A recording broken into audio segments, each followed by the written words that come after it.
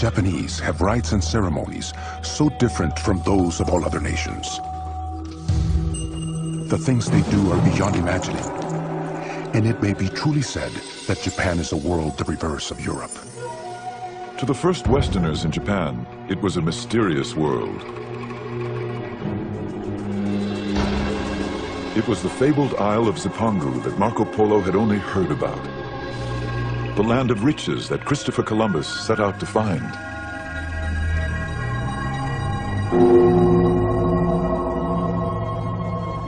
When the Portuguese arrived in Japan in 1543, they encountered a country embroiled in civil war.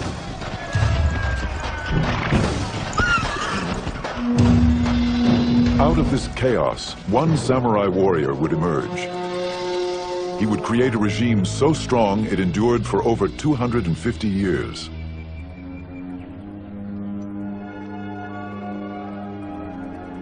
Witnesses to this world, both Western observers and Japanese, wrote of these changing times.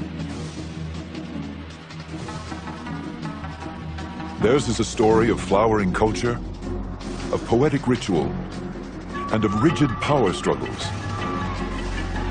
It is the saga of opening trade with Europe and then closing its doors to the West. These are the memoirs of Japan's secret empire.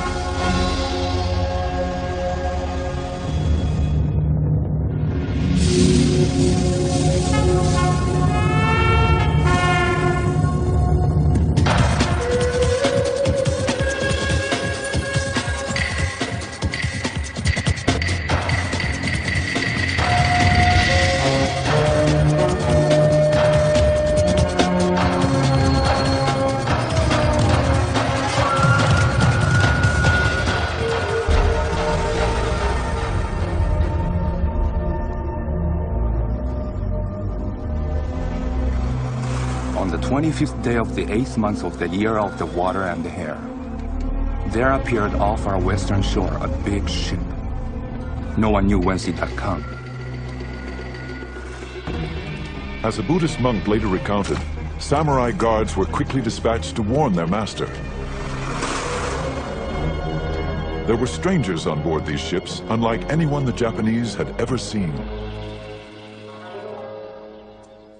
The local warlord, called a daimyo, summoned these strangers, the first Europeans to ever set foot on Japanese shores.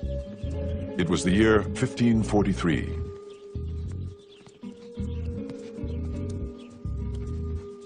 When these Portuguese merchants arrived, the daimyo was intrigued by their peculiar, unknown weapons. The Japanese always liked novel things, new things, fads, so to speak. And so they were very, very interested in the Europeans. After he watched the Portuguese shoot down a duck, the daimyo purchased 2 guns and put his swordsmith to work making copies. Then he asked for shooting lessons.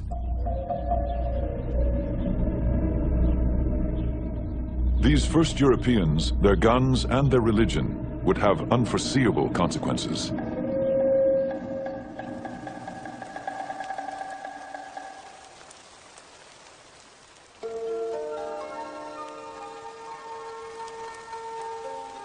In this same year, a boy was born to a daimyo family. He would be known as Tokugawa Ieyasu. His destiny would be to change Japan forever. As an elite member of the samurai class, the boy inherited a world of tradition. A feudal realm of samurai warriors who ruled by birthright and sword.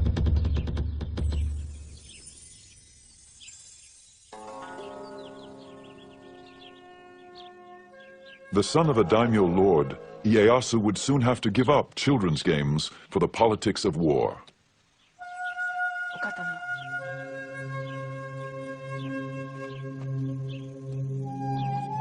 When Ieyasu was still a child, the ruling daimyo demanded that Ieyasu's father send the young boy to him as a hostage, insurance that all orders would be obeyed. When children were taken as hostages, it did not mean prisoners. this was all part of the political negotiation in which alliances had to be formed because no one trusted no one else. So there had to be guarantee, and therefore the hostage was used.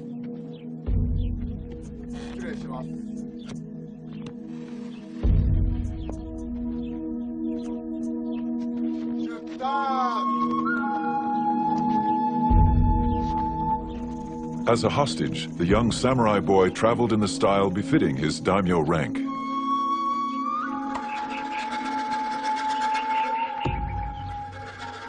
He could not know his destiny, nor could he know that he would never see his father again.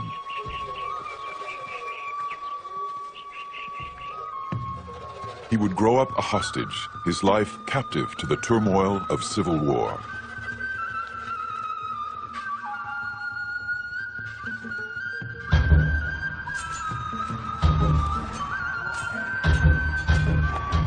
The whole of Japan was involved in wars. Treachery was rampant and nobody trusted his neighbor.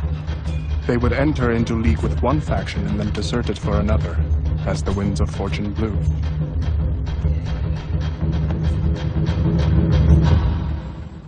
João Rodrigues, an eyewitness to these perilous times, was one of the first Portuguese to arrive in Japan. He came as a cabin boy of 15 and would soon become a Jesuit missionary.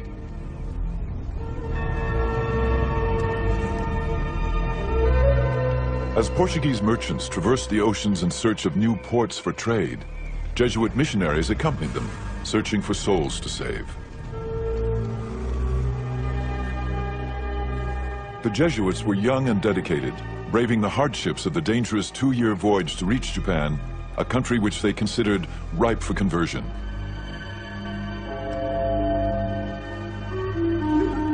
They sent home tantalizing reports of an alien world.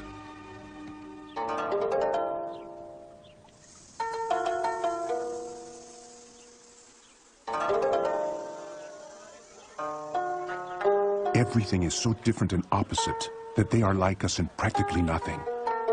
Now, all this would not be surprising if they were like so many barbarians. But what astonishes me is that they behave as very prudent and cultured people in all these matters. This is something which I would not dare to affirm if I had not had so much experience among them. The missionaries thought that the Japanese were such a remarkable race. Their culture was so developed that it was worthwhile writing back to Europe about the culture which they found, the language the Japanese spoke, and a very complex political system without any influence from Christianity, without any influence from Europe. And so I think this is a thing which one should bear in mind. This was the first time Europeans dealt with Asians on equal terms and not as conquerors and conquered people. Their way of writing is very different from ours because they write from the top of the page down to the bottom.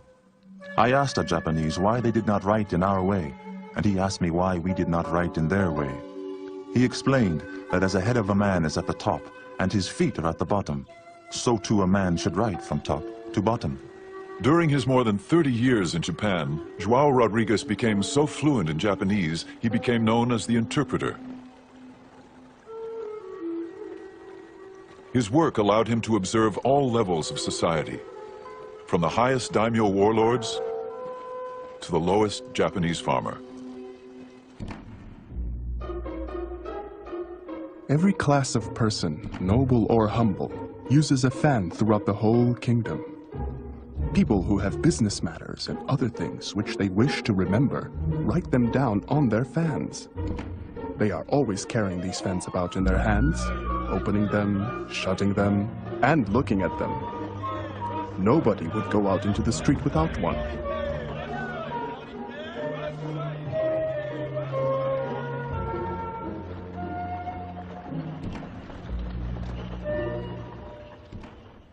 The Japanese, João Rodrigues observed, regarded the Europeans with equal fascination.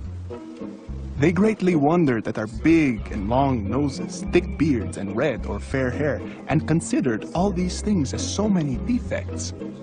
They called them the Southern Barbarians, which is not a very flattering term.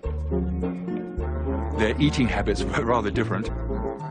The Japanese were so polite, eating with chopsticks, etc. Whereas in those days, Europeans normally ate with just a knife and with your fingers.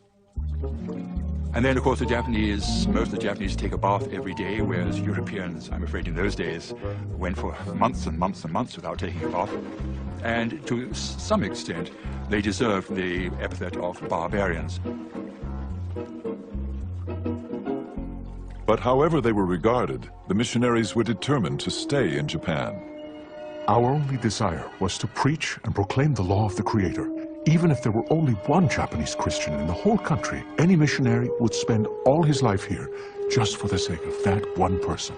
These men were very, very zealous, and the conditions were rather good for the conversion of people to Christianity. When you have bloodshed, revolutions, fighting, battles, death in large numbers, obviously people's thoughts do tend to go to the next life. In little more than 50 years, these missionaries established over 200 Catholic churches, primarily in southern Japan, and converted up to 250,000 Japanese.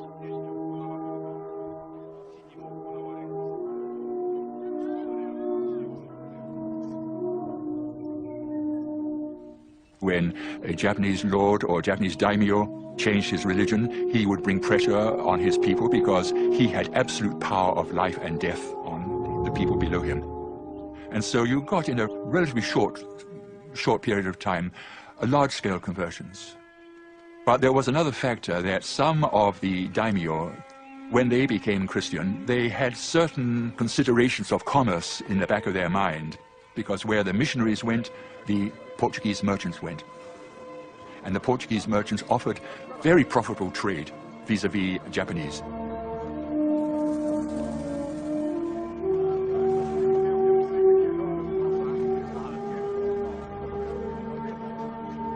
Commerce and religion intertwined. Some Japanese profited, while others watched with growing concern, convinced of Christianity's threat to their power. Merchants and missionaries, these early Europeans had set a course which would eventually run into unexpected consequences.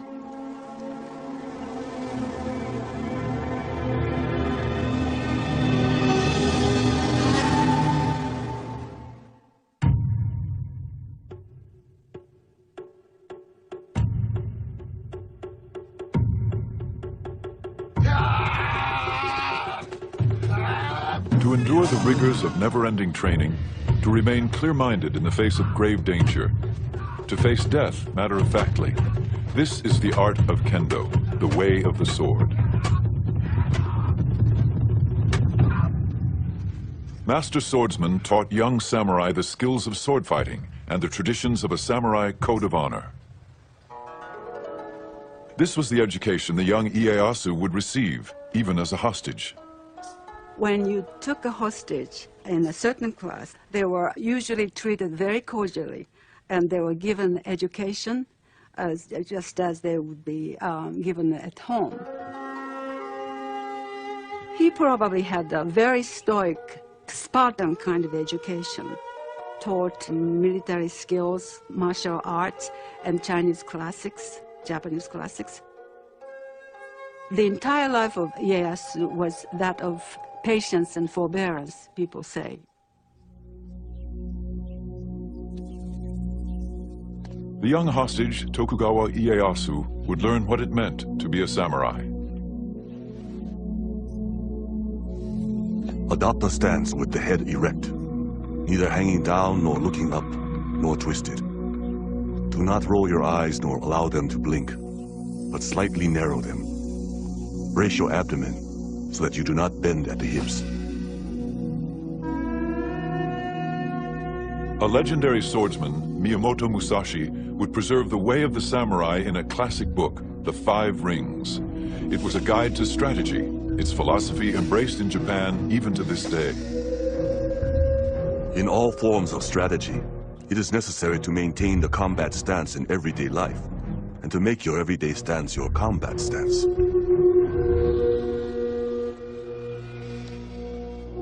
At age 15, Ieyasu entered manhood and earned the right to carry the two swords of the samurai.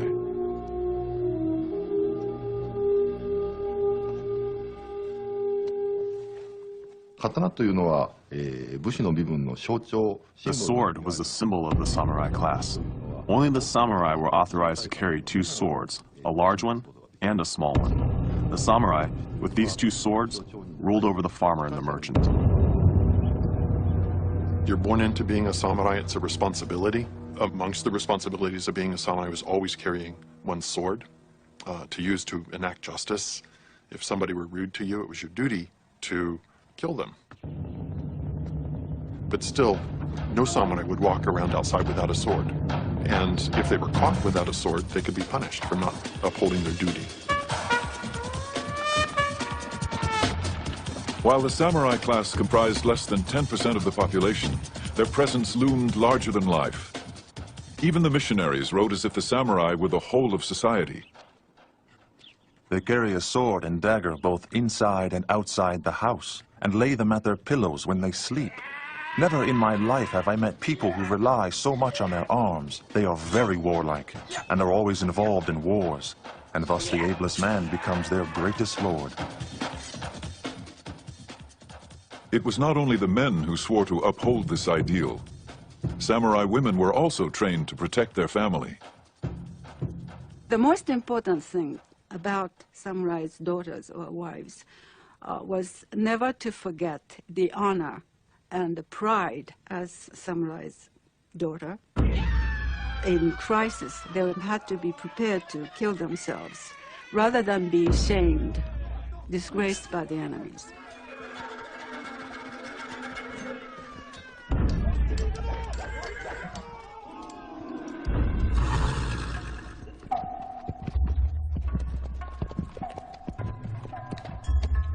The samurai defended his home and family, but his true glory came on the battlefield, defending his lord against enemies.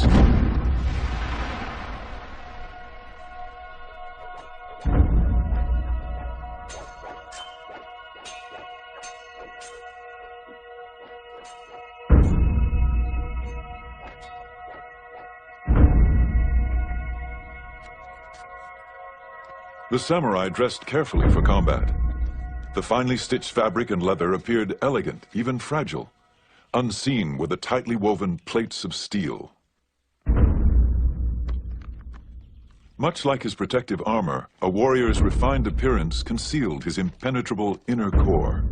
This ethic, preserved in writings of the samurai, would prepare the warrior to meet life and death with honor.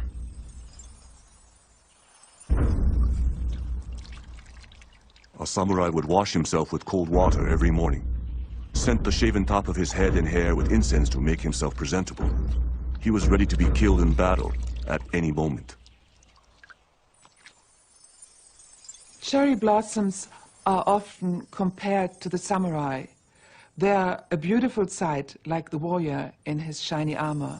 But it takes only one big storm for the petals to fall to the ground, just like the warrior in battle.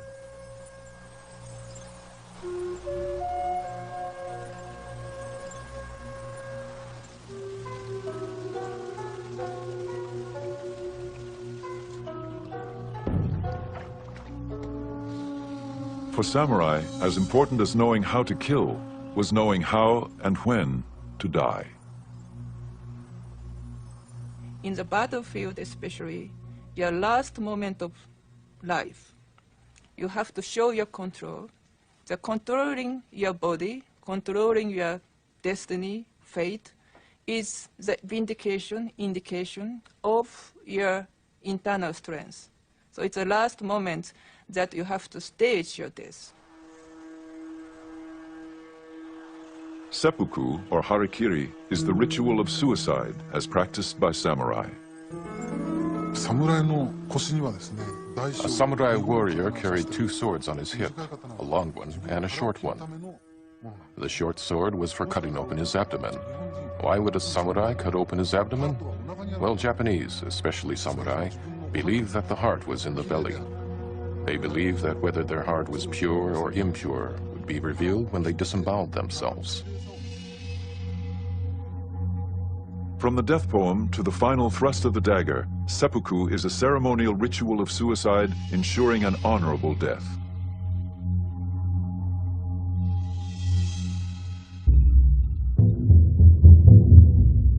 João Rodrigues wrote of a man who committed the ritual of seppuku. The samurai, dressed in the customary white kimono, solemnly and with great dignity, mounted a raised platform.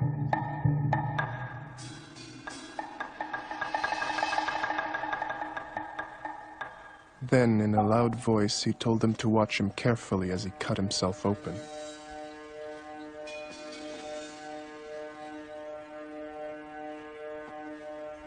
He seated himself and wrote his will slowly and calmly, asking his lord to look after his son and family, for he was going to die on account of his honor.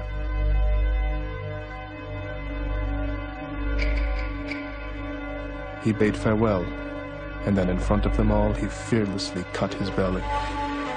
And so, he died. This sort of thing often happens.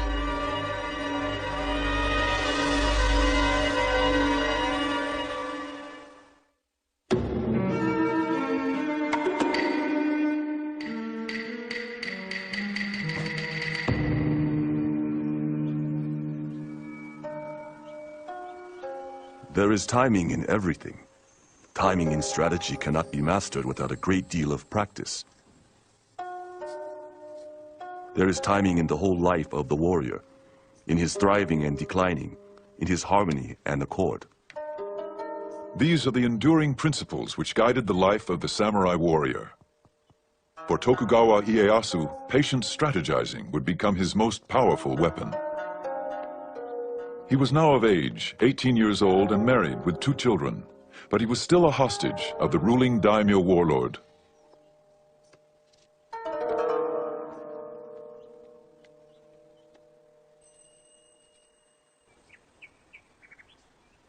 As time passed, Ieyasu strengthened his skills as a warrior, fighting alongside his daimyo master. When his master was killed in battle, Ieyasu was finally free to determine his own destiny. Ieyasu was put in a position to have to make a decision at some point, whether to go along with the hostage family, but at all times he never forgot his ambition to go back to his original castle and to regain all the territory that his father's family had, and to expand that, and to go back to his retainers who were faithfully waiting for him.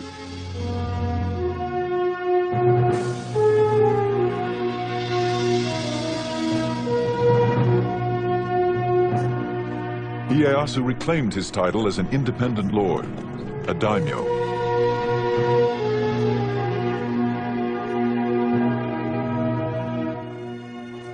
He returned to his family estate. He could now fight on his own terms, for his own people. I fought against my enemies solely in order that I might take my revenge on my father's adversaries. Because I was convinced of the rightness of my intention to help the people and bring peace to the land. The years of captivity had honed his discipline. According to his samurai training, he now carefully plotted his strategy. In a crucial move, Ieyasu allied himself with the man who killed his daimyo master, Oda Nobunaga.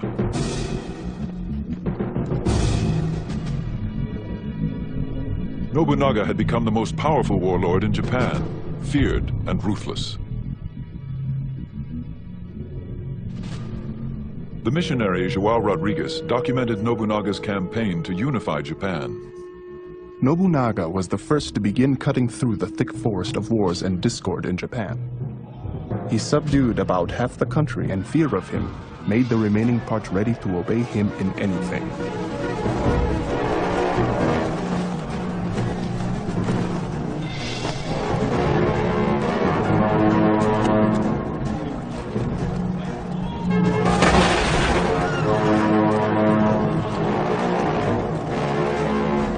In the Battle of Nagashino, Nobunaga armed 3,000 of his foot soldiers, 3 ranks deep.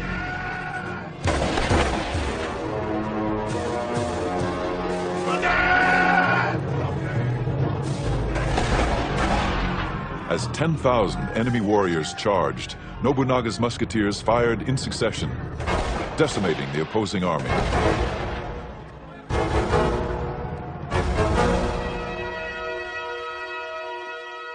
Nobunaga's innovations in the use of firearms completely changes the face of samurai warfare. The old idea was where you would have two samurai meet on the field of battle. They would shout out their names and their lineages, where they were from. Sometimes one would ride out in front of all these troops and challenge someone to come and defeat him. So it was very manly. It was imbued with the ideal of valor.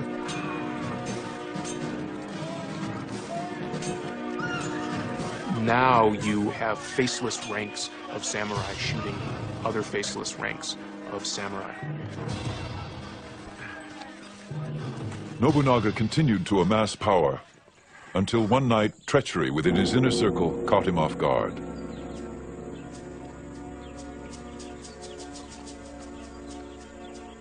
A missionary was nearby. Some Christians came just as I was vesting to say an early mass and told me to wait because there was a commotion in front of the palace. We at once began to hear musket shots and see flames. We learned that it had not been a brawl, but that one of his generals had turned traitor. Some say he cut his belly, while others believe that he set fire to the palace and perished in the flames. What we do know, however, is that of this man, who made everyone tremble not only at the sound of his voice, but at the mention of his name, there did not remain even a small hair which was not reduced to dust and ashes. As the flames burned, Nobunaga's loyal general Toyotomi Hideyoshi seized the moment. Hideyoshi immediately springs into action, murdering the murderer of his own lord, which then gives him the right, in essence, to claim leadership of Nobunaga's vast coalition of armies.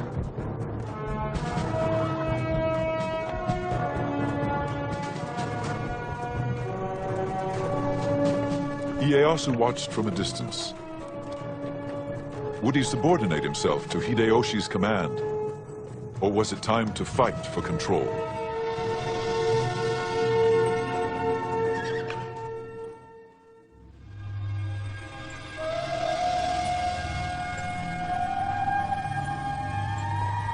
Nobunaga, Hideyoshi, and Tokugawa Ieyasu.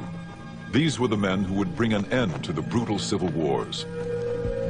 They would go down in history as the unifiers.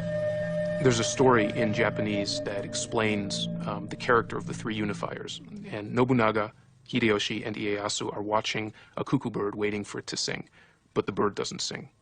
And Nobunaga says, "Little bird, if you don't sing, I will kill you." And Hideyoshi says, "Little bird, if you don't sing, I'll make you sing." And Ieyasu says, "Little bird, if you don't sing, I'll wait for you to sing." And Ieyasu is a patient strategist who will wait for things to go his way, and then he'll act. After Nobunaga's death, Ieyasu and Hideyoshi faced off in a measured game of strategy, each in his own way trying to outsmart the other. 武人としてのリーダーとすれば、まず自ら先頭に立って。As a military leader, Ieyasu was a courageous man who never hesitated in battle. However, though he was brave, he was also cautious. One famous story, Ieyasu was known as an excellent horseman. One day he and his troops had to cross a very narrow bridge over a raging river. Everyone was watching to see how the great Ieyasu would ride his horse over this dangerous bridge. To his men's surprise, Ieyasu dismounted, took the horse's reins in his hands, and carefully led the horse over the bridge to the other side of the river. That's how vigilant he was. I believe this kind of caution helped him to be victorious in battle. While Ieyasu practiced restraint and careful strategizing, Hideyoshi acted quickly and decisively. Hideyoshi was from peasant stock. The son of a lowly foot soldier, he worked his way up through the ranks. Hideyoshi became known as a brilliant general, and he held the same grand vision of himself. When my mother conceived me, she was given a miraculous omen. On the very night that I was born, the room was suddenly aglow with sunlight, thus changing night to day. Finally, they divined, the child whose birth was attended by these miracles was destined to become a man of unusual attainments. This prediction is fulfilled in me. Shortly after Hideyoshi took control, Ieyasu challenged him. But Ieyasu soon realized there was more to be gained as Hideyoshi's ally than as his enemy.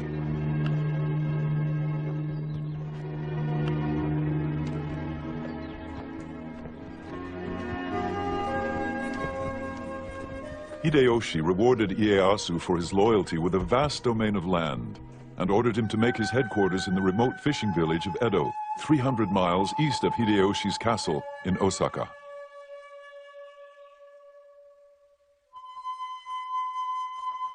Some might have thought the gift an insult. But in Edo, the village that would later become Tokyo, Ieyasu busied his troops building a massive 5-story castle fortification.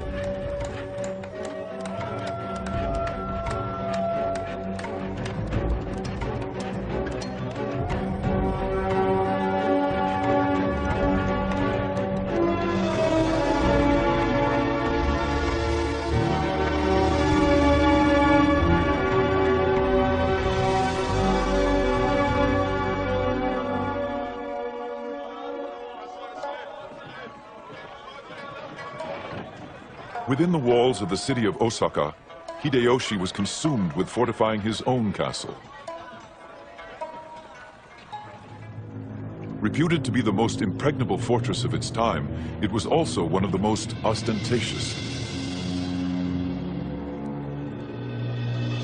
Osaka Castle had a strategic location, close to the Emperor's palace in nearby Kyoto.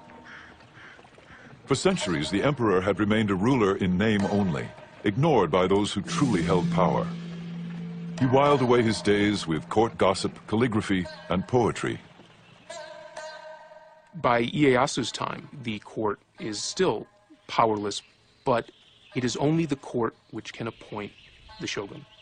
So, in the ultimate symbolic sense, the court is still the arbiter of final resort.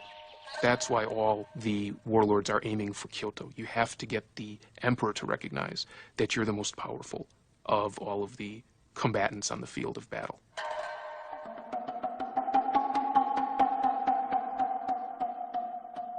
Hideyoshi curried the emperor's favor, inviting him to no plays and musical performances. But the emperor would not grant this warrior of peasant stock the title of shogun. Ieyasu never relinquished his desire for power. He offered the emperor more than invitations. He arranged the marriage of one of his granddaughters to the emperor's son. All of the lords in Japan used family to cement political alliances. You would marry off daughters or marry off sons. What Ieyasu did in particular was have an abundance of sons that he could use. He could set them up to support his nascent government. He could set them up as independent military lords that he could then call upon for help. In contrast, Ieyasu's rival Hideyoshi failed to produce a male heir. Finally, he adopted a nephew and groomed him as his successor. Then, at 60 years of age, Hideyoshi finally fathered a son of his own. He called him Hideyori, and he was the jewel of his life. Hideyoshi's thoughts now turned to the safety and survival of his young son. I cannot describe the endless tedium, as if I were guarding an empty house when Hideyori is not here with me. I say again, strictly order that all be vigilant against fire. Each night have someone make the rounds of the rooms 2 or 3 times. As Hideyoshi obsessed over his own son, his adopted son, now an adult, was in peril. It's clear that by the end of his life, Hideyoshi was acting more and more erratically. He became increasingly cruel, if not sadistic. Then when he finally, in his final years, produced an heir of his own, he ordered this adult male who had been his heir to commit suicide. Hideyoshi then ordered his adopted son's entire family put to death. A missionary recounted. They were drawn along the streets in carts to the open view of the world. 31 ladies and gentlewomen, with the 2 sons and 1 daughter of his adopted son, the oldest of whom was not more than 5 years old. All their bodies were thrown into a pit, over which was built a little chapel with a tomb in it, with this inscription: the tomb of the traitors.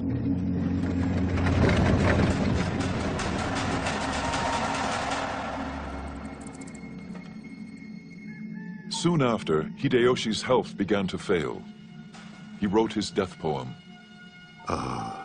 As the dew I fall, as the dew I vanish, even Osaka Fortress is a dream within a dream. Hideyoshi then called Ieyasu and 4 of the most powerful daimyo to his deathbed. He appointed them legal protectors of his 5-year-old son Hideyori, his heir and the future ruler of Japan.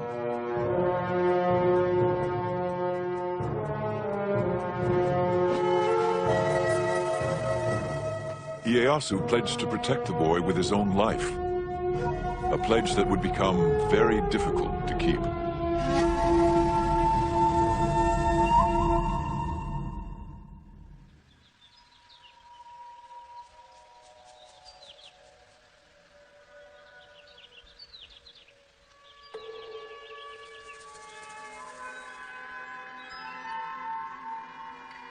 It is said that war is a curse. It is resorted to only when it is inevitable. However, in time of peace, do not forget the possibility of disturbances. Ieyasu was on guard. Those daimyo who feared his growing power began to plot against him. Ieyasu's territory now extended throughout most of Japan. He was determined to maintain his holdings and expand his base of power. One of Ieyasu's nicknames is the Old Badger, and it reflects his craftiness, as well as his famed ability to wait. And he waits until after Hideyoshi is dead, until he has a clear preponderance of power, and then makes his move to become the dominant military leader in Japan. Ieyasu mobilized his troops. He sent 1 division to Ogaki Castle, where his enemies were gathering. When the battle began, women and children rushed to safety. Ieyasu sent a large force to lay siege to the castle, and they fought day and night. One of the young girls at the castle later told her family of the terrifying experience. Mothers, concubines, and daughters all stayed in the tower and cast bullets. There was panic. A bullet struck my younger brother, killing him on the spot. It was a cruel sight. Indeed, it was. We felt as if we should die. There was nothing but fear and horror left. As the battle wore on, heads of slain warriors were brought to the castle to be prepared for the ritual presentation to the victor. It was believed that even in death, the samurai should be viewed as a worthy opponent. Those people who are in the castle would wash the heads and they would put some cosmetics on the face of the dead corpses because they were proof of having killed someone important. That was part of the very small part of what they did, which is inconceivable to, us modern people, modern women. All the decapitated heads were brought into the tower. We weren't a bit afraid of the heads and used to sleep in the midst of the nasty smell of bloody heads.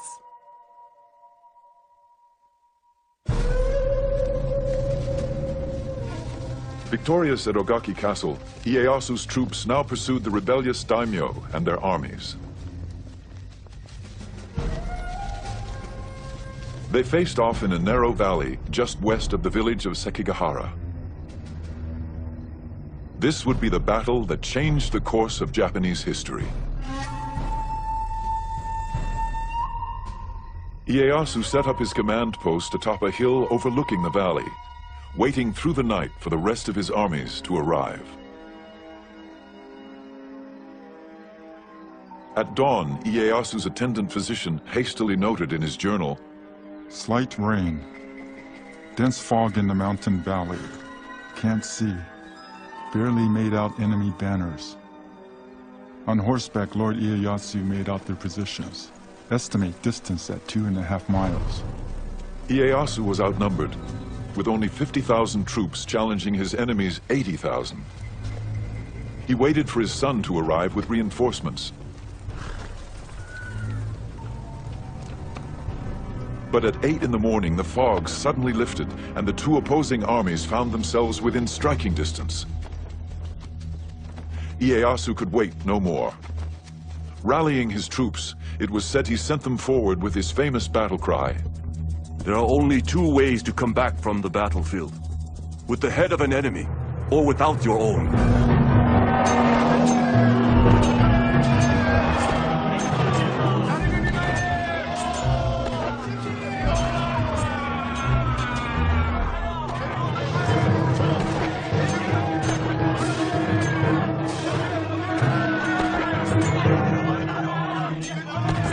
Ieyasu watched as his troops faced what seemed insurmountable odds.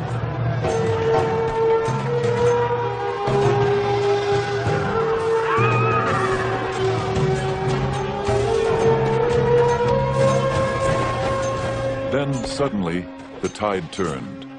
Several enemy daimyo and their armies, convinced of Ieyasu's ultimate victory, defected and joined Ieyasu's forces. By 2 p.m., Ieyasu's troops had defeated the rebellious army.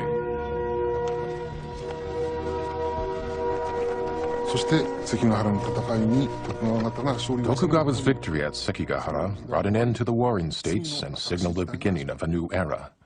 That's the significance of the Battle of Sekigahara. In recognition of Ieyasu's power, the emperor awarded him the title of Shogun, the barbarian-subduing generalissimo. Tokugawa Ieyasu now had the authority to rule Japan in all military matters. He ruled unchallenged, but always there was the specter of Hideyoshi's young son Hideyori growing up in Osaka Castle. Ieyasu had sworn with his life to protect the boy who could someday lay claim to all Ieyasu had won.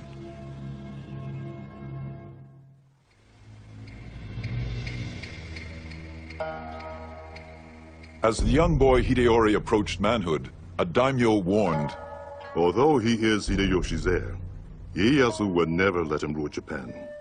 Sooner or later, some ambitious character will foment rebellion in his name. And even if Hideyori knows nothing about it, he will be blamed and forced to commit suicide to the grief of Hideyoshi's ghost." Now, the Tokugawas had no divine right to rule Japan. They ruled Japan because they were the most powerful, they had the most money, they had the most soldiers, but they had no divine right. And there were many other powerful daimyo, especially in the West, the Christian daimyo.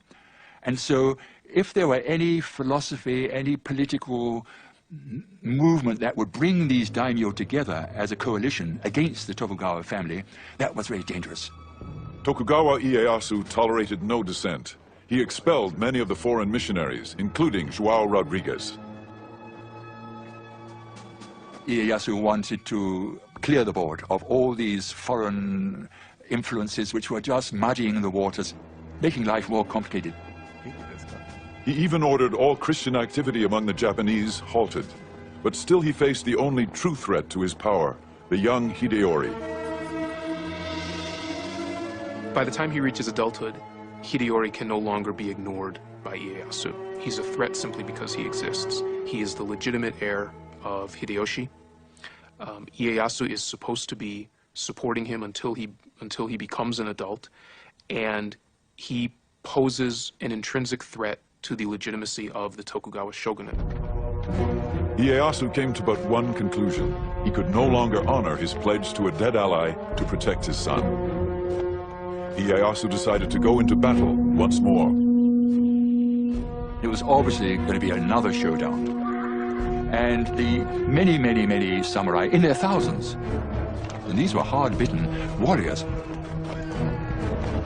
they still owed loyalty to Hideyoshi's family. And of course they owed just as much loyalty to his son.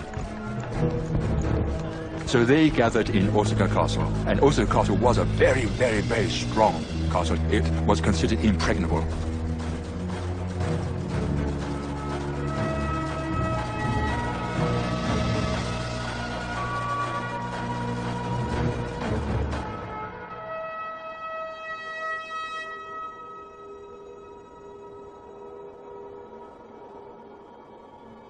In the winter of 1614, Ieyasu accused Hideori of subversion and ordered his troops to advance against Osaka Castle.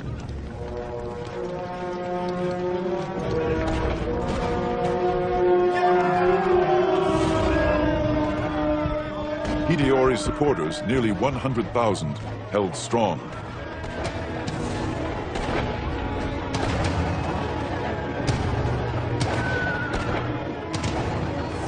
Ieyasu retaliated with a devious plan. He sent a woman samurai to negotiate a truce with Hideori's mother.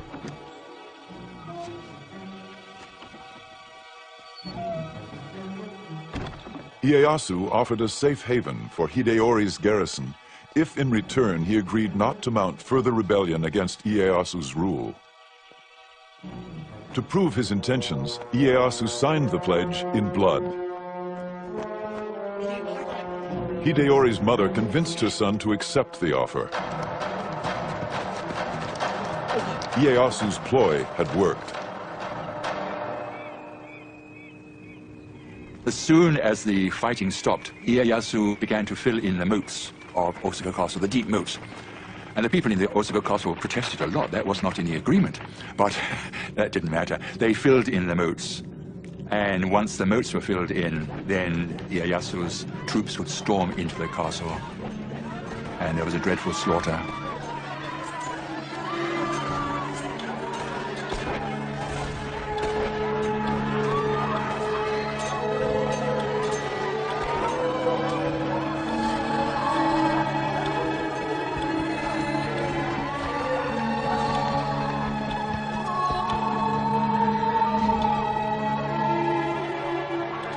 Thousands of defeated soldiers, women, and children fled the castle compound.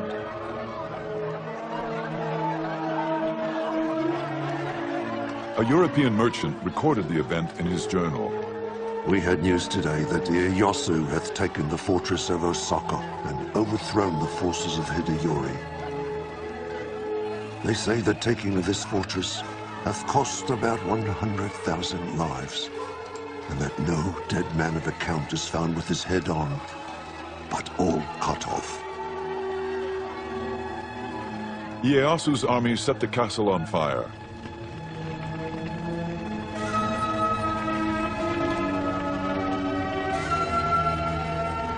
As the flames raged around him, Hideori refused to surrender and was left with no other option. He committed seppuku.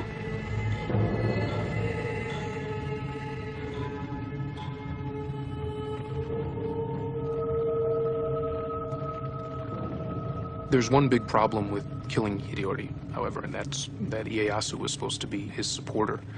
I mean, it's a very realistic, cold-blooded strategy, but he wanted to establish a dynasty that would last through the ages. There is reason to believe that Ieyasu genuinely regretted having to kill the son of his former lord. Ieyasu is said to have paid penance by writing the name of the Buddha 10,000 times on scrolls of parchment.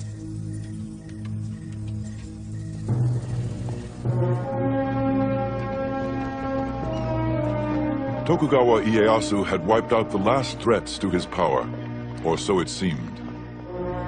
But not everyone was under his control. There were the Western traders who he valued but mistrusted, and the Christians who he considered a threat. Tokugawa Ieyasu had won the wars. His struggle to control the future of Japan had just begun.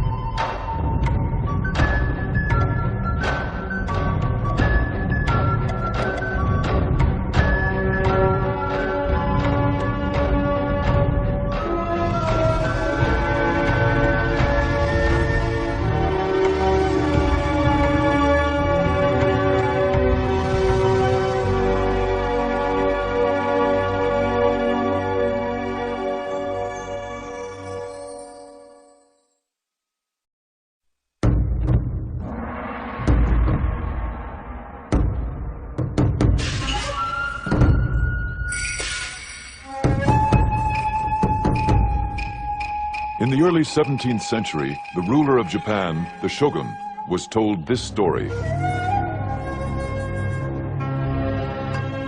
One day, the king of the Portuguese said to his council, "Far to the east lies a country called Japan, and it abounds in gold and silver. Why should not that land be added to my domains? The best way to make ourselves masters of the land is by means of our religion, and then send in the army."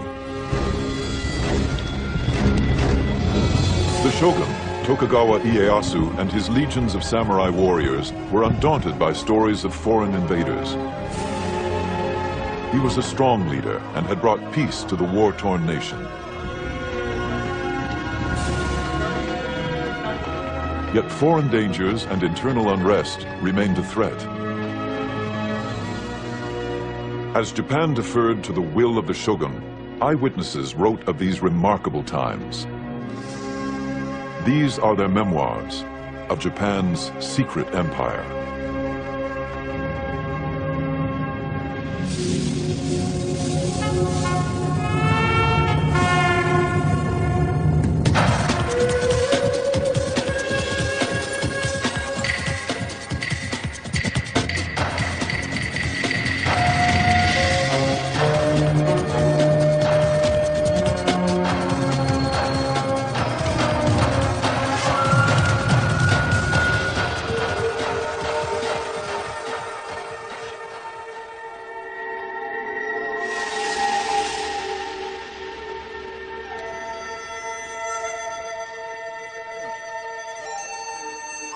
After we'd been in Japan 5 or 6 days, came a Portugal Jesuit who reported that we were pirates.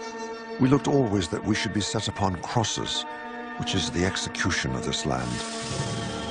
I looked every day to die. Rescued from the sea and imprisoned, William Adams, the first Englishman in Japan, had good reason for concern. It was the year 1600, and Portuguese Catholics had long held a monopoly on trade in Japan. At the time William Adams arrived, there had been religious wars in Europe, and the Catholic missionaries were not at all happy when they heard that an Englishman and an English Protestant had been washed up in Japan. The most powerful warlord in Japan, Tokugawa Ieyasu, commanded Adams to his castle. Rather than ordering his execution, he wanted to know more about this stranger.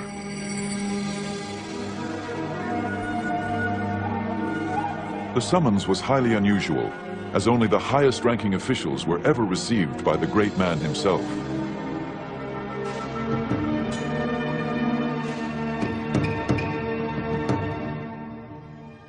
The ruler demanded of me of what land I was, and what moved us to come to his land, being so far off. I showed him the name of our country, and that our land desired friendship. It appeared that Ieyasu was interested in more than friendship. He asked whether our country has wars. I answered him, yea, with the Spaniards and Portugals. He asked me diverse questions of my religion and what way we came to the country. From one thing to another, I abode with him till midnight. As the meeting came to an end, Adams dared to make a parting request on behalf of his Dutch employers. I desired that we might have trade with your country, the same as the Portugals and Spaniards. To Ieyasu, this was welcome news. Ieyasu valued trade with the Portuguese and Spanish merchants, but was wary of their Catholic missionaries, who preached obedience to a God more powerful than he. To avoid those he considered a threat to his own authority, Ieyasu wanted his own fleet of trading ships. Adams had the skills he needed.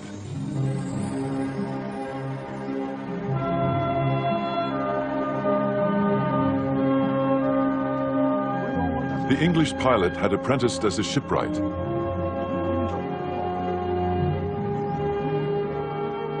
Ieyasu asked him to build 2 ships capable of navigating the open seas. I answered that I was no carpenter and had no knowledge thereof. Well, do your endeavor, saith he. If it be not good, it is no matter. You can't deny that William Adams did have a certain amount of influence when he was told to build these two ships. They were the first foreign ships, first European ships to be built in Japan.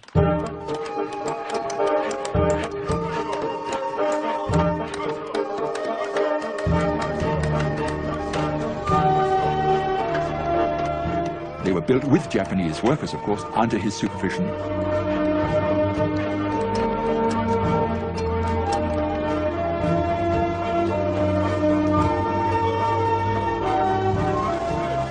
And then afterwards they sailed to Mexico, and they sailed back quite safely. Ieyasu now had the leverage he desired. When the Catholic missionaries continued to gain converts and create problems, he expelled them. Life was complicated enough without these pesky foreigners interfering. And so that probably was the reason why he did not want Christians in Japan. Ieyasu replaced his Catholic interpreter with William Adams, who had been quick to learn Japanese. He was a Protestant, of course. Ieyasu knew that he had no interest in helping the missionaries, and so he was rather a valuable man to have around. Ieyasu still wanted to trade with the West, but on his own terms. Adams convinced Ieyasu that the Protestants did not want to convert his people. Ieyasu soon made him his commercial agent, and Adams negotiated especially favorable terms for the growing Dutch East India Company. The Hollanders be now settled, and I have got them trading privileges as the Spaniards and Portugals could never get in their 50 years in Japan.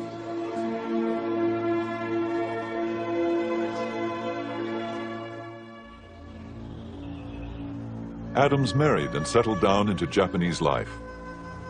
He adopted Japanese dress and was awarded the right to wear the two swords of the samurai.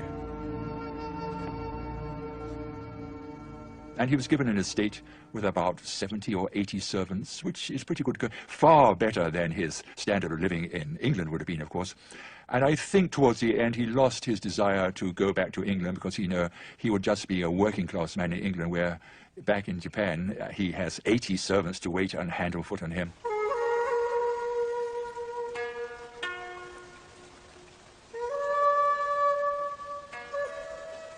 It was possible that Adams visited Ieyasu at his tea house for intimate conversation away from the politics of the court. The tea ceremony was much admired by a Western observer. The guests open the gate, walk along the path through the wood up to the tea house, quietly contemplating everything they see. They remove their fans and daggers and deposit them in a kind of cupboard placed there outside for that purpose. If Adams and Ieyasu had private political discussions, the tea house was also a retreat where they could replenish their souls. This gathering for tea and conversation is not intended for lengthy talk, but rather to contemplate within their souls, with all peace and modesty, the things that they see there, and thus, through their own efforts, to understand the mysteries locked therein.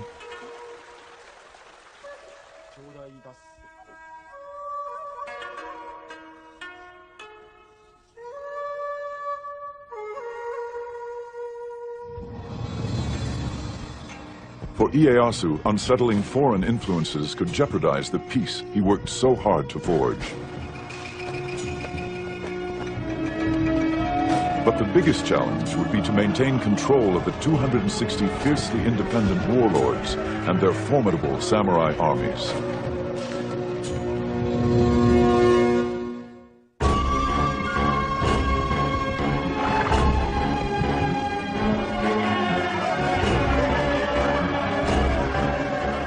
Tokugawa Ieyasu became shogun in 1603 and united Japan after generations of civil war. All of the great lords had been fighting for a century. They were tired of fighting. They wanted to secure their own positions.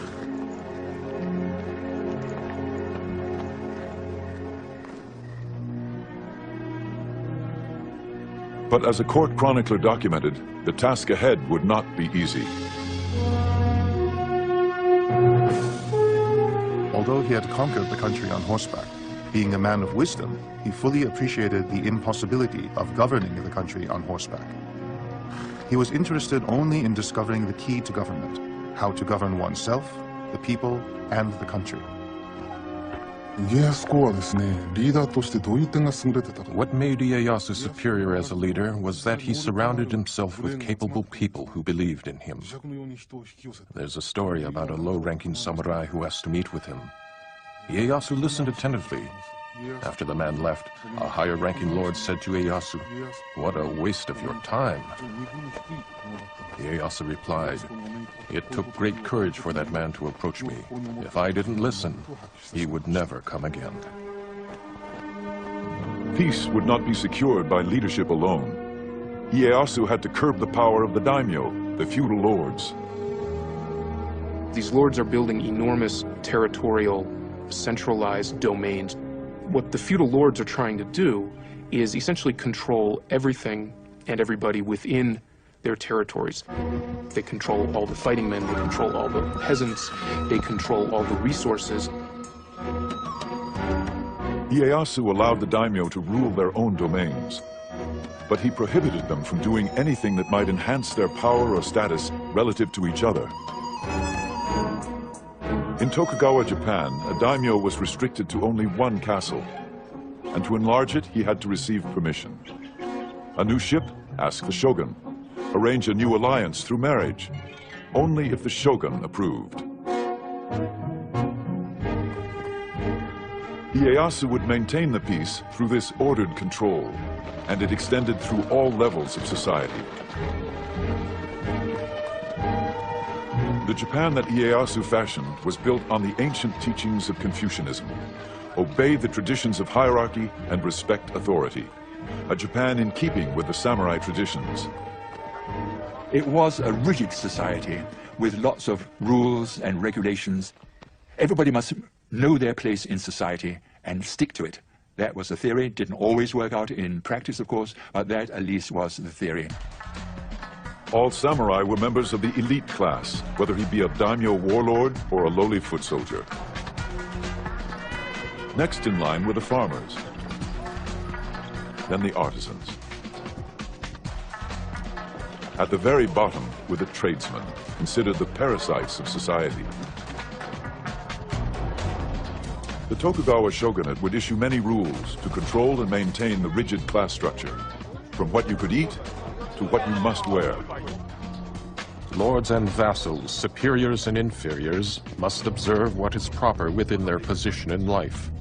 Without authorization, no retainer may wear fine white damask, white wadded silk garments, purple silk kimonos, purple silk linings, and kimono sleeves which bear no family crest. The rules and regulations kept everyone in their place, but for the daimyo at least, there were still ways to earn special privileges. Ieyasu decreed that the lords must help build his castle and the surrounding city of Edo. The construction became a grand competition as each daimyo vied for the shogun's favor. Soon they transformed the small castle and backwater village of Edo into a magnificent domain.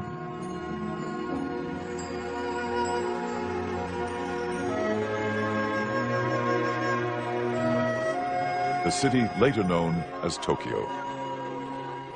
The streets are far broader, longer and straighter than the streets of Spain. They are kept so clean that you may well think that nobody ever walks along them. The emerging splendors of Edo were recorded by Rodrigo de Vivero y Velasco, the governor of the Philippines, who had been shipwrecked off the coast of Japan. He spent several months in the capital as a guest of the shogun. What makes this man interesting is that he wrote a report about Japan after he left Japan. And he was a very discerning man. He saw various aspects of Japanese life which other people had not seen.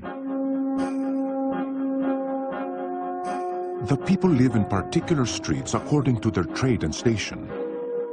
One street, for example, is reserved for carpenters. In other streets, there are cobblers, blacksmiths, tailors, and traders. The nobles and people of quality live in the streets and districts quite different from the rest of the town, and no commoner or person of the lower classes mixes with them. Those daimyo who had gained most favor lived closest to the castle and were granted more audiences with the great ruler himself. While Vivero y Velasco was in the castle being received in audience by Ieyasu, he saw a powerful daimyo come into the castle to pay homage to Ieyasu.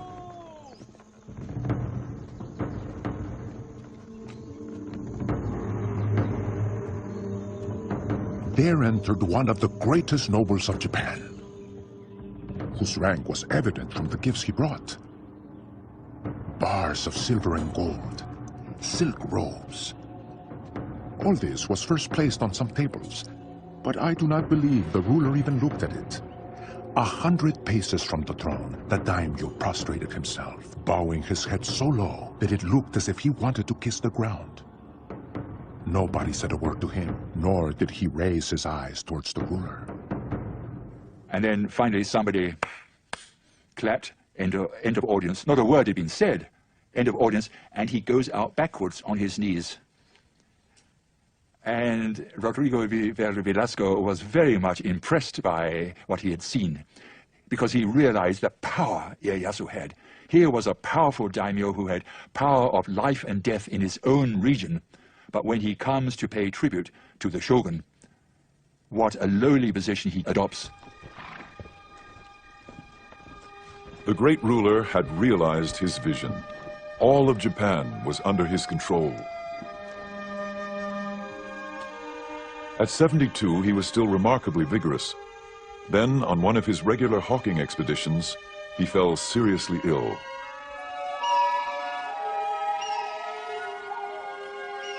As he lay dying, he planned the details of his funeral.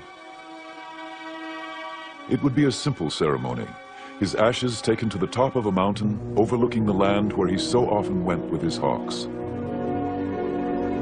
Here, he felt, his spirit could soar over his beloved land, holding the realm together. Ieyasu had carefully forged his well-ordered society. He would not leave the future of Japan to whim. He called his family to his side. He told his children and grandchildren who were gathered around, "Because you are my descendants, you will become shogun. As shogun, it is important that you rule the country for the benefit of the people, or you will be punished by heaven. As shogun, you must govern for the good of the country. This world does not belong to the Tokugawas, and cannot be ruled just to satisfy your whims."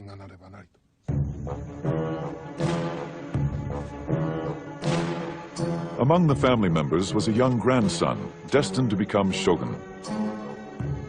The child, Iemitsu, would grow up determined to carry on in the footsteps of his famous grandfather. Iemitsu, the third shogun, would keep Japan under Tokugawa rule, using any means necessary.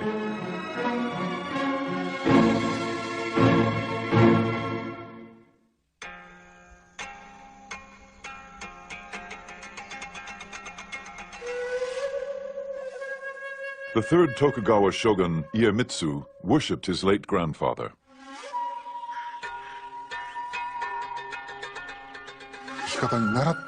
He had numerous mystical experiences that whenever he got sick, Ieyasu would appear in his dream, and he would wake up feeling better the next morning.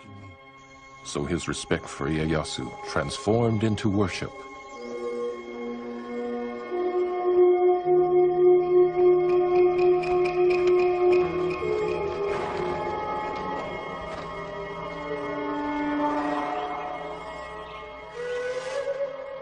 Iemitsu always carried a charm containing a piece of paper saying, "To live according to the way his grandfather would have lived." But though Iemitsu tried to emulate his grandfather, His tactics were much more severe. It was reported after he became shogun, Iemitsu summoned the daimyo to his palace.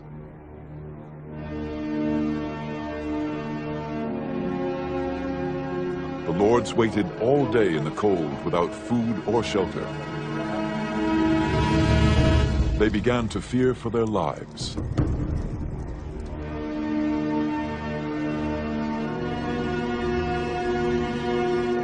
Until at last, they were called into Iemitsu's inner sanctum, where he delivered his ultimatum. I have been in the position of a superior and a master from my birth. I shall henceforth treat all daimyo as my subjects. Those of you who may disobey me may quickly return to your provinces, repair your castles, and prepare for arms. I shall act accordingly. Iemitsu is a fascinating shogun.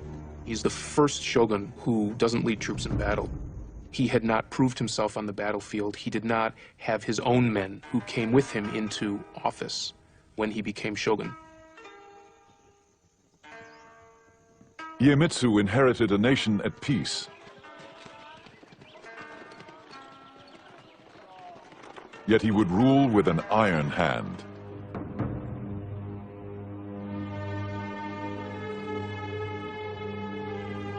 He listened to few and spared no one.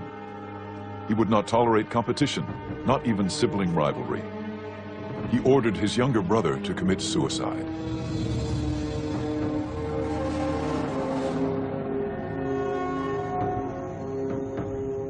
The Tokugawa shogunate under his rule acts much more capriciously towards lords that disobey their orders or flout any of the rules and regulations which bound them. A European merchant who once tutored Iemitsu observed the shogun's court. No one dares to attempt any opposition to the will of the shogun. Whatever injustice the shogun may commit, or into whatever extravagance of excesses he may plunge, they praise or approve of all. But ruling by fear alone could also breed revolt. Iemitsu had to keep the daimyo lords' allegiance, all 260 of them. In peacetime, there was no common enemy, no spoils of war to reward the daimyo for their loyalty. Iemitsu had to find some other way to control the daimyo lords. They were commanded to appear at Iemitsu's court in Edo.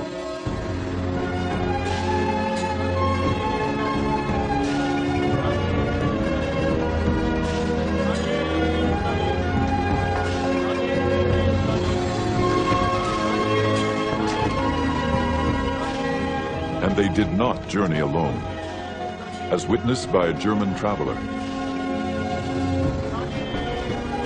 The bodyguards and bearers put on a swaggering gait when they pass.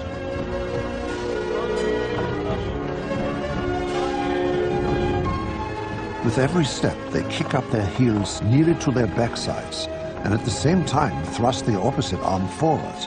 It looks as if they're swimming in the air.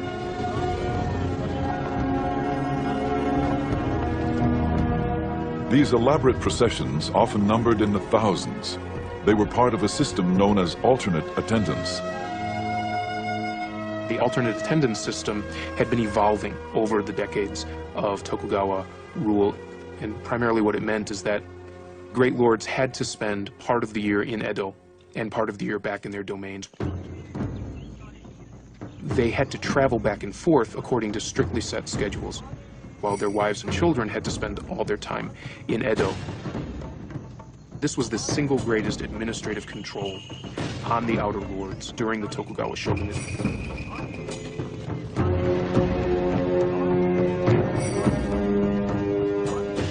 Alternate attendance had another advantage for the shogun.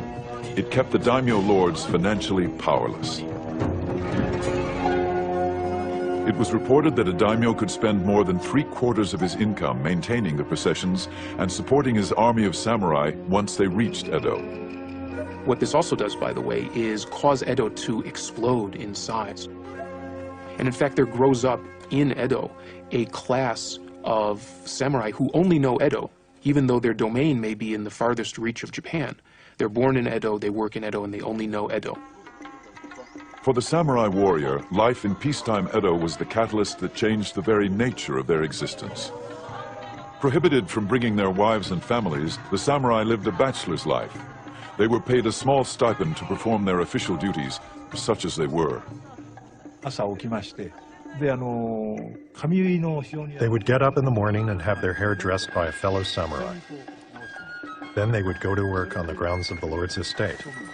This they would do once every 4 or 5 days. These samurai would work only in the morning and then go home for lunch. At around 2 o'clock in the afternoon, they would go out on the town. It was a life that the once proud warrior could never have imagined. Edo was becoming a city of samurai whose job description was rapidly changing from soldier to bureaucrat. The life of a samurai, they aren't allowed to work. They're given enough money to live on. And mostly what they do is they spend every day at the house of a friend drinking and talking and studying and doing tea and reading books of old war tales and imagining what it would have been like to live in the 1500s. Life in 17th century Japan did not include the hazards of war. Yet peace brought its own perils. Rules and regulations were strict, and the penalties could be severe for any who dared disobey.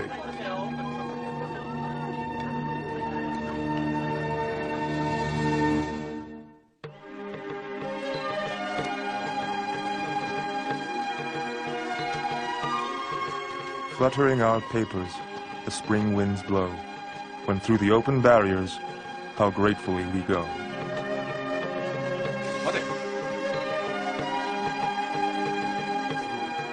Five government highways led to the shogun's capital of Edo, all with inspection barriers to enforce Iemitsu's laws.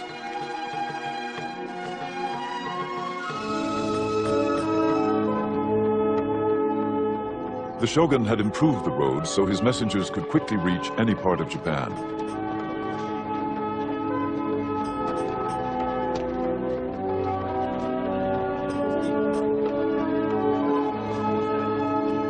These roads also made it easier for the daimyo and their samurai warriors to travel to Edo.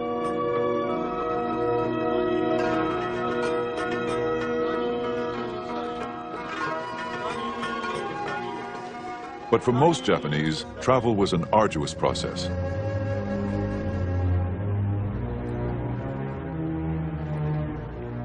A multitude of rules and regulations monitored who came in and who went out of the city of Edo.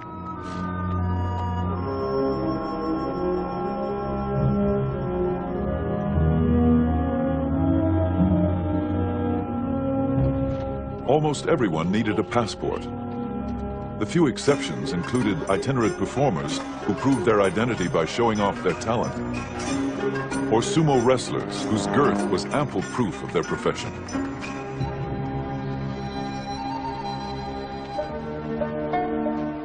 Farmers were routinely denied permission to travel from village to village.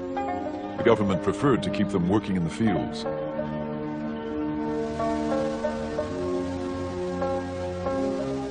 Those without the proper papers often tried to avoid the inspection posts by slipping by on side roads. If caught, there were severe penalties. A traditional Japanese-style punishment meant crucifixion for a man, for a woman, enslavement or enforced servitude.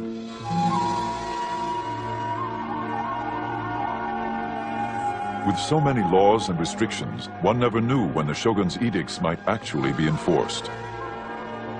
Sort of like a theater of punishment to try to scare people into behaving. Some ruler might decide that morals are going to hell in a handbasket and suddenly grab one person and punish them severely.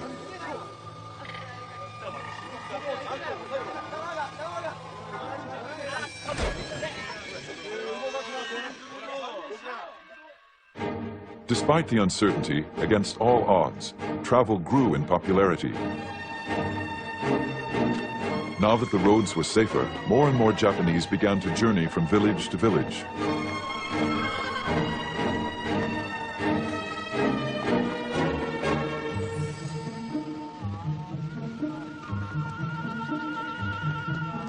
The most traveled road was the Tokaido, which ran for 300 miles from Kyoto to Edo.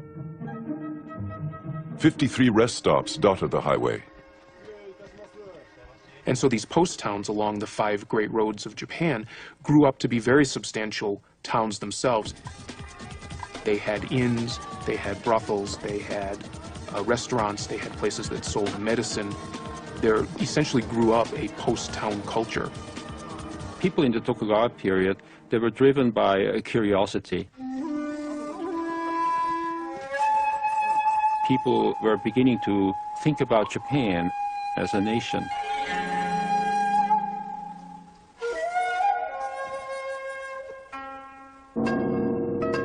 Travel diaries became bestsellers.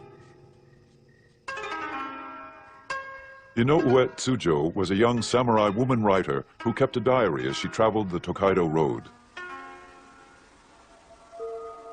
A mountain range rises above the clouds, and splashing water gashes over the rocks, making an ear-splitting noise.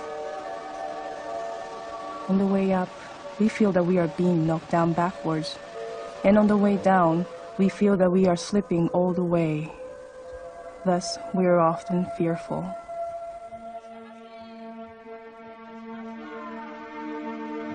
Inns along the way offered welcome respite to travelers like Tsujo. She was on her way to Edo to serve in the residence of a high-ranking samurai. Although Tsujo traveled on official business, accompanied by her brother, she still encountered disturbing difficulties. All travelers faced strict regulations, but women had an especially hard time. It was very difficult for women to travel in the 17th century. Firstly, because they had to get the permission of the household, who usually thought they would be better cleaning and cooking. And women's travel permits were much more elaborate. Many checkpoints wouldn't permit women to pass because women had to have a thorough inspection, they were body searched, and many checkpoints didn't have female officers to conduct that body search.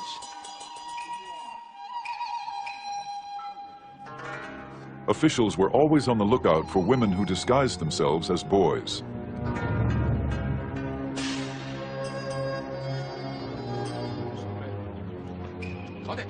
When Tsujo arrived at the barrier station, she was ordered to appear before an older woman guard.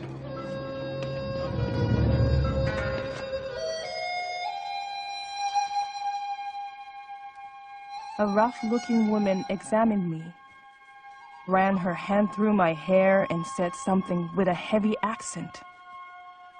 It was very unpleasant, but I had no choice.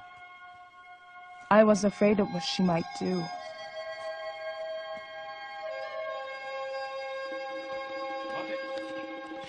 At another post, she experienced difficulties due to the wording of her permit.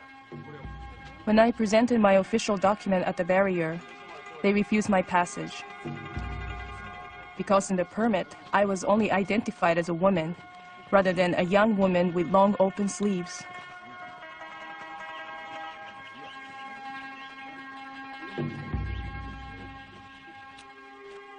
I had to go back to the inn.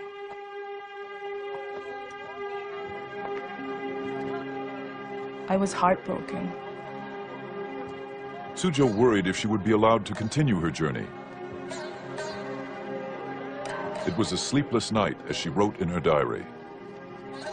My tears darkened the light of a candle. How restless I feel. Everything is depressing beyond description. In the dawn around 4 o'clock, I heard travelers gathering around and calling each other. A horse neighing and the sounds of stirrups. I feel envious. I have spent days and nights brooding over the obstacles facing women.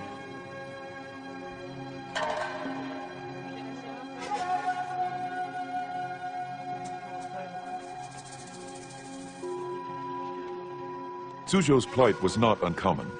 Under Iemitsu's reign, anybody who did not follow his rules could be punished. But there was one group persecuted simply because of their beliefs: the Christians.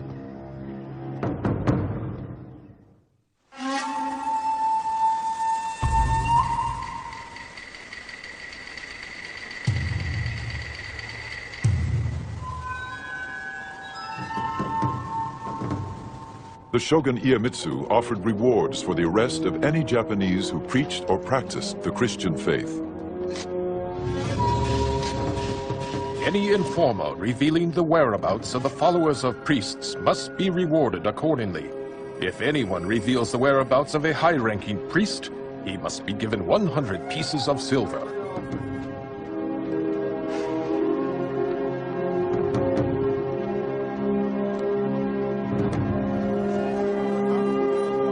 One has to bear in mind in this period of Japanese history that there was repression and that the Tokugawa authorities, the shogun, wanted to keep Japanese society as it was.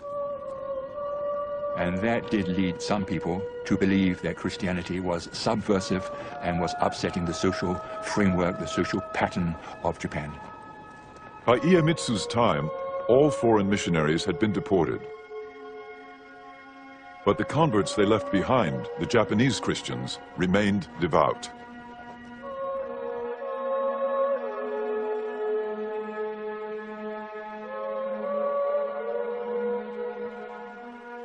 For many of the Japanese Christians, the faith ran very, very deep indeed, especially in those areas where Christianity had really set down roots for 3 or 4 generations.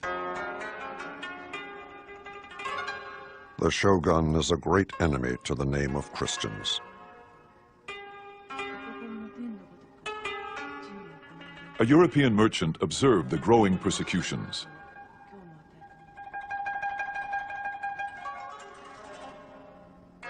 I saw 55 martyred because they would not forsake their Christian faith. And amongst them there were little children of 5 or 6 years old, burned in their mother's arms, crying out, "Jesus, receive their souls."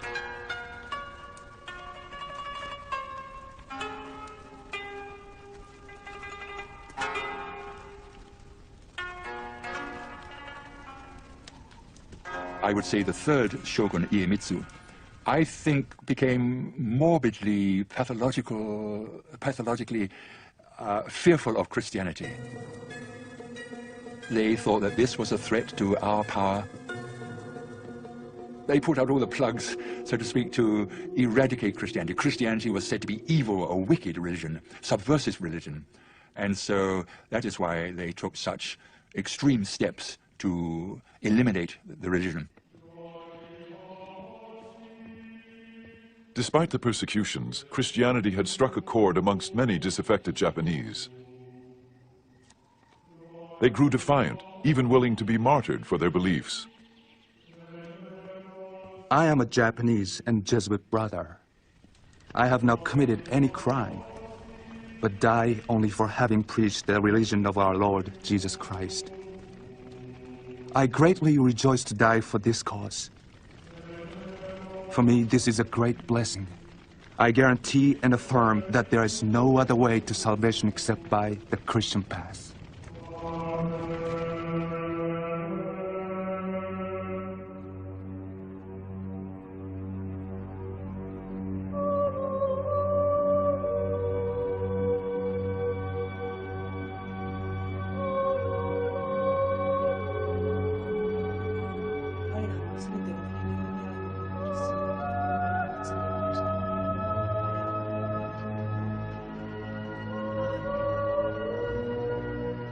Iemitsu was increasingly disturbed by the Christian situation, especially in the south, where a large number lived.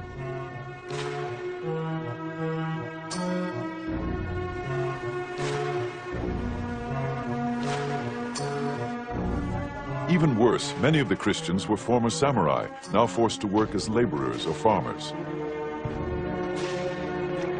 But they were samurai in their hearts and well-versed in the use of weapons. For Iemitsu, this was unacceptable.